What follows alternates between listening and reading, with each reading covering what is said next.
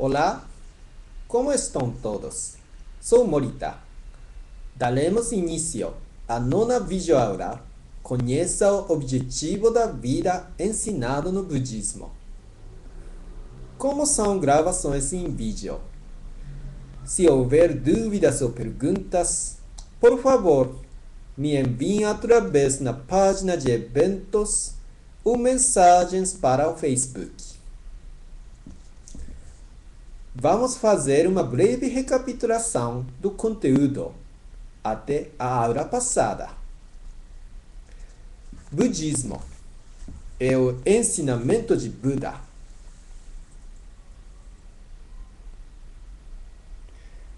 E Buda refere-se a Sakyamuni, que viveu na Índia há 2.600 anos atrás. Aos 35 anos de idade, conseguiu atingir a iluminação máxima de Buda e durante 45 anos, até seu falecimento aos 80 anos, Sakyamuni pregou o ensinamento de Buda, que atualmente chamamos de budismo.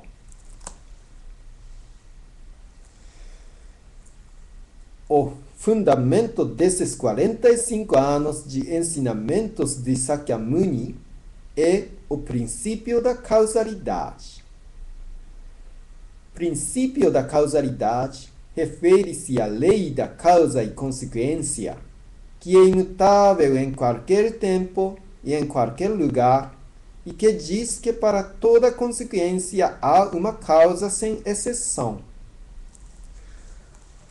No budismo, é ensinado detalhadamente algo que queremos muito saber, que é sobre a relação de causa e consequência para nos tornarmos felizes.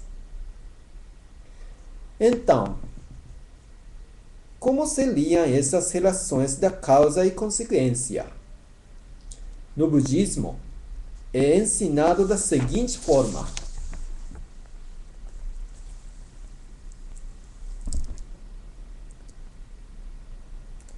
boas causas geram boas consequências. Más causas geram más consequências. Minhas causas geram minhas consequências. Vim explicando até agora sobre as duas primeiras. Boas causas geram boas consequências e más causas geram más consequências. Podemos dizer que as consequências são os nossos destinos e as causas são as nossas ações. Os nossos destinos são criados pelas ações que praticamos. Outra relação de causa e consequência é minhas causas geram minhas consequências. Tudo que acontece comigo foi gerado pelas minhas ações. É evidente. Se eu estudo, as minhas notas irão melhorar. Ninguém estuda pensando em melhorar as notas dos outros. Quem fica bêbado é a própria pessoa que se embebeda. Jamais acontecerá de outra pessoa beber e eu ficar bêbado. O budismo prega que minhas causas geram minhas consequências. É uma regra que transcende os 3 mundos e as 10 direções. Não se admite nenhuma exceção. Essa é uma grande característica do budismo. Há situações que nos fazem pensar que um acontecimento foi provocado por ação de outras pessoas ou que outra pessoa está recebendo as consequências de causas que eu provoquei. Será que não teria nenhum caso assim no mundo? Por exemplo, Vamos supor que há um marido violento que maltrata a esposa batendo e chutando como se fosse a coisa mais natural. Será que o sofrimento da mulher é causado pelas próprias ações e faz parte da regra minhas causas geram minhas consequências? A causa está no marido. O marido que é mau. Só podemos achar que seja uma consequência gerada por causas alheias. Porém, mesmo para este exemplo, Sakyamuni dirá que minhas causas geram minhas consequências. Por que será? Isso porque quem escolheu este homem para ser seu marido foi ela própria. Quem se casou foi essa mulher. Se não tivesse casado, não teria que passar por esse sofrimento. Então, vamos ver um caso de acidente de trânsito. O motorista dirigia o seu carro de passeio, atento às sinalizações da segurança do trânsito, quando se aproximou de uma curva. Então, avistou um caminhão de reboque muito grande que vinha do sentido contrário, cujo motorista estava com o olhar fixo no celular, apesar de estar numa velocidade bastante alta. Mesmo com receio, quando foi cruzar, o caminhão entrou para a linha central. Cuidado! No momento que achou que iriam se chocar, o motorista do caminhão percebeu o perigo e conseguiu desviar numa fração de segundos. Estava prestes a sentir um alívio quando no momento seguinte o guindaste que estava no caminhão de reboque rolou para o lado do carro de passeio. O caminhoneiro não teve nenhum ferimento. No entanto, o motorista do carro, apesar de ter sobrevivido, foi parar no hospital com as duas pernas e os dois braços fraturados, dependurado na cama, sofrendo dores, sem conseguir dormir por dias e noites. Nesse caso também se pode dizer que minhas causas geram minhas consequências. No caso do casamento, como foi a própria mulher quem escolheu o marido, ainda é aceitável se dizer que bastava não ter se casado. Mas no caso do acidente de trânsito, foi o outro que veio ao seu encontro, chocando-se, portanto não teve escolha. Sinto que nesse caso, todos acreditem que o acidente tenha sido provocado pelo caminhoneiro, e seria muito cruel dizer que seja uma consequência gerada pelas próprias causas. Porém, o princípio da causalidade é uma lei que vigora nos três mundos e nas 10 direções, e não admite nenhuma exceção em caso algum. Se perguntar para Sakyamuni, ele responderá que mesmo este acidente é um caso de minhas causas geram minhas consequências. Então, por que o motorista que saiu gravemente ferido é o próprio culpado pelo acidente? Havia muitos carros correndo à frente e atrás desse motorista. muitos carros transitavam nesse ponto onde houve o acidente. No entanto, os outros carros não foram envolvidos no acidente. Por que essa tragédia aconteceu apenas para esse motorista? Isso porque ele passou exatamente no instante local onde aconteceria o acidente.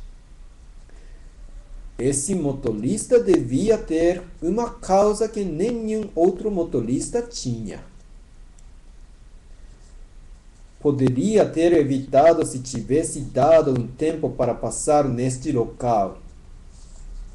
Poderia ter acelerado um pouco mais ou um pouco menos. Se ele passou com o carro justo naquele momento, a causa estava no próprio motorista. Por mais que isso seja um fato, se o caminhoneiro tivesse dirigido com mais atenção, obedecendo às regras de trânsito, esse desastre não teria acontecido.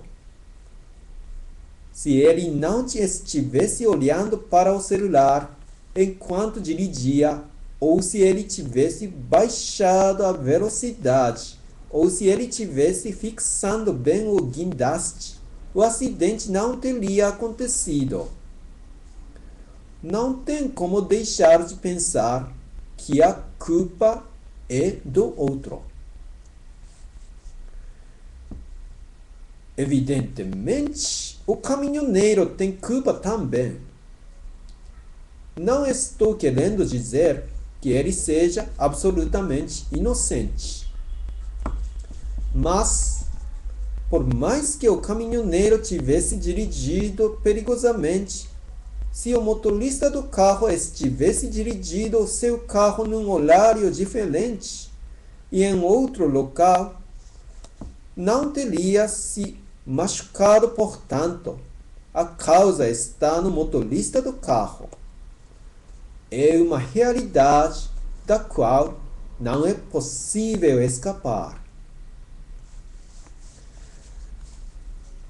Muitas pessoas não concordarão, mas poderão entender melhor se mudarmos um pouco o ponto de vista. Pense numa forma para que jamais precisem se deparar com uma tragédia como essa. Há uma forma infalível para não se depararem com uma tragédia como essa. Pensem seriamente. O que fazer para evitar definitivamente uma tragédia como essa? Isso mesmo. Para evitar o choque entre os carros, basta simplesmente não dirigir. Não tem como provocar acidentes de colisão se as pessoas não usarem o carro. Então, quem queria andar de carro? Quem escolheu andar de carro não foi ninguém, senão o próprio motorista do carro. Pensando bem, o fato de andar de carro é algo extremamente perigoso, não acham? Pois é uma massa informe de ferro que movimenta na velocidade de algumas dezenas de quilômetros por hora. Talvez possam entender um pouco o sentido de perigo se imaginarem que estão caminhando num local onde há tiroteios, com balas passando, zunindo com a mesma velocidade. Seria tão perigoso que é como que arriscar a própria vida. Porém, o impressionante é que quando se habitua a dirigir, perde-se totalmente a noção do perigo. Fica insensível e pensa: não vai acontecer nada comigo. Lembram-se da primeira vez que dirigiram o carro na rua? Não saíram pingando de suor? Por que utilizamos o carro, que é tão perigoso? Isso porque há vantagens em andar de carro. Escolhe-se a praticidade, consciente do perigo. Quando perguntamos para uma pessoa que não gosta de andar de avião por que ela não vai de avião, e ela responde: porque ele pode cair. De fato, é isso mesmo. Uma pessoa que não sobe em um avião jamais morrerá com a queda dele. No entanto, mesmo tendo a certeza de que a possibilidade do avião cair não seja zero, viajamos de avião aceitando o risco pela praticidade. É a escolha da própria pessoa. Ela própria cria a causa. Andar de carro também é o mesmo. Então, para me deslocar, devo andar? Alguém pode reclamar. Realmente, andar para ir a qualquer lugar, talvez essa seja uma solução. Porém, mesmo que estejamos andando, podemos ser surpreendidos por um carro descontrolado. Para que nenhum carro venha ao nosso encontro, talvez fosse melhor evitar andar nas grandes avenidas. Mesmo que tenhamos esse cuidado, os carros transitam em qualquer viela. Então seria seguro se não saíssemos de casa o dia inteiro. Ainda assim, pode ser que um carro perca a direção, entre em nossa casa e nos atinja. Então, qual seria a solução? Será que seria melhor viver no interior de uma montanha, longe da civilização, onde não passa nenhum carro? Mesmo assim, existe a possibilidade de um helicóptero ou avião de hélice cair ali.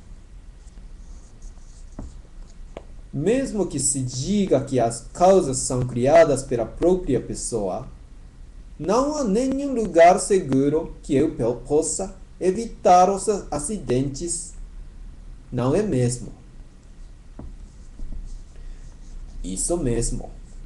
Realmente, não há nenhum lugar seguro. Em 2011, foi registrado o maior terremoto no Japão.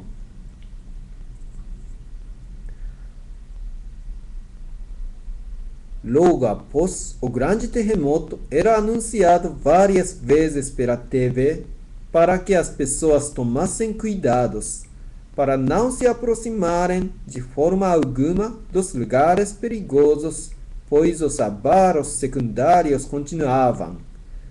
É compreensível.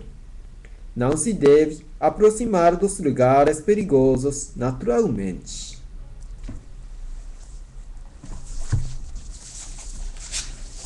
Eu continuei ouvindo o noticiário e o locutor disse: à primeira vista pode parecer seguro, mas o perigo pode estar oculto. Tomem cuidados, mesmo nos lugares que achem que seja seguro. Isso é um absurdo. Se disser que é para tomar cuidado, mesmo nos lugares que achamos ser seguro, então penso, onde será o local realmente seguro? Continuei ouvindo com esse pensamento. Então, entra em cena um cientista especialista em terremotos. E o locutor faz exatamente a mesma pergunta que eu fazia há pouco. Doutor, nesse caso, qual é o lugar que possa dizer com certeza de que é seguro? O especialista responde: ouçam com atenção. Neste caso, não há nenhum lugar que seja totalmente seguro.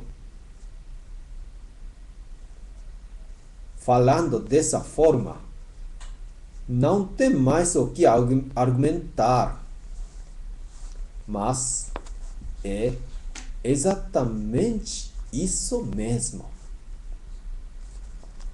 Neste mundo, não existe nenhum lugar que possa dizer que seja totalmente seguro. Nós vivemos num mundo onde não há nenhuma segurança. Depois do grande terremoto, houve o acidente com a usina nuclear e, preocupados com o vazamento da radioatividade, vários estrangeiros que vivem no Japão retornaram aos respectivos países de origem dizendo: não é possível viver num país tão perigoso como este. Entre os estrangeiros que vivem no Japão, os brasileiros estão em terceiro lugar em questão de população. Ouvi dizer que muitos brasileiros também retornaram nessa ocasião. Ouvindo apenas uma parte, parece que o Brasil seja um país muito seguro. Porém, o número anual de vítimas de assassinatos no Brasil corresponde a mais que o dobro de vítimas do grande terremoto da costa leste do Japão. Mais que o dobro de pessoas que morreram no terremoto do Japão são mortos anualmente no Brasil. Eu também fui alertado por muitas pessoas quando parti do Japão. Tome cuidado, pois parece que o Brasil é um país muito perigoso. No entanto, o Japão também é perigoso, pois há terremotos e acidentes com usinas nucleares. Isso mesmo, ambos são perigosos. Não existe nenhum lugar na face da Terra que não seja perigoso. Na famosa escritura budista Tanisho, está escrito que o mundo em que vivemos é o mundo instável, o mundo transitório, instável, como uma casa em chamas. O mundo onde vivemos é um lugar que não tem tranquilidade nem segurança, como uma casa pegando fogo. Algo que estava perfeito até um minuto atrás, de repente desmorona como se fosse uma mentira. É um mundo efêmero. Na realidade, o fato de estarmos vivendo neste mundo já é um grande risco. É uma grande ilusão nossa pensar que estamos em segurança e achar que comigo não vai acontecer nada. Certamente é possível diminuir os riscos. os esforços para evitar os perigos e cuidar para não aconteça. Os acidentes são possíveis, mas zelar tudo isso é impossível. No mundo transitório e instável como uma casa em chamas, onde tudo é possível acontecer, qual teria sido a causa que gerou o meu sofrimento? Algo que não aconteceu com ninguém, aconteceu somente comigo. Isso porque só eu tinha uma causa que ninguém mais tinha. Mesmo dizendo dessa forma, muitas pessoas poderão estar em dúvida ainda. Como não podemos nos estender, vou falar sobre isso na próxima oportunidade.